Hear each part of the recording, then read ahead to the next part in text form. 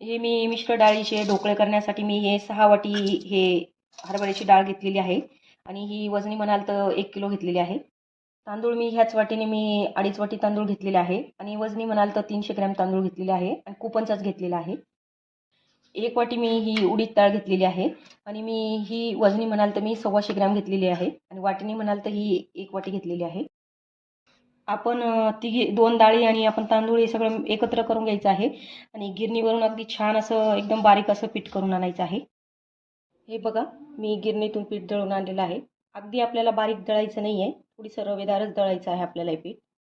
हे मी लिंबूसत्व घेतलेलं आहे. ग्रॅम म्हटलं तर 50 ग्रॅम लिंबूसत्व घेतलेलं आहे आणि चमचे म्हटलं तर 6 चमचे मी लिंबूसत्व घेतलेलं आहे. ही मी खायचा सोडा घेतलेला आहे, हा 50 ग्रॅम घेतलेला आहे आणि चमच्याने 6 चमचे घेतलेला आहे.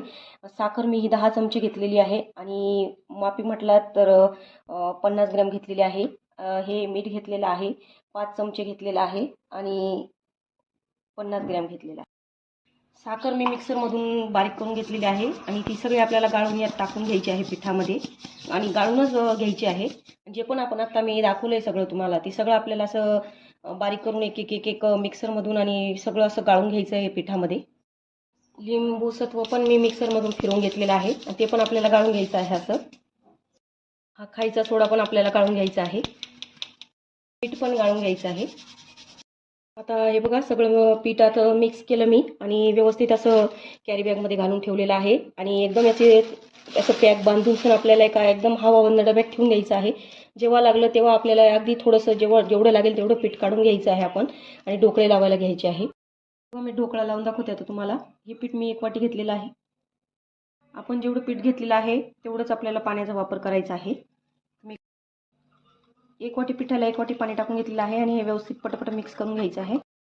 पीठ छान फिटून झालेलं आहे. आता मी प्लेट घेतलेली आहे, त्याला तेल लावून घेतलेलं आहे, त्याच्यात ओतून घेत आहे.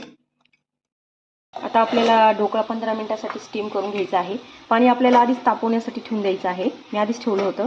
मी 15 मिनिटं होऊ द्यायचं आहे आता आपल्याला. बघा, झालेला आहे आपला ढोकळा. गॅस बंद करते. आपण तेल टाकून जिरं, मोहरी, काळी तीळ आणि कढीपत्ता टाकून आपण याची फोडणी देत आहोत. हे बघा, आपला ढोकळा किती स्पंजी झालेला आहे. तर या प्रकारे नक्की ढोकळा ट्राय करा.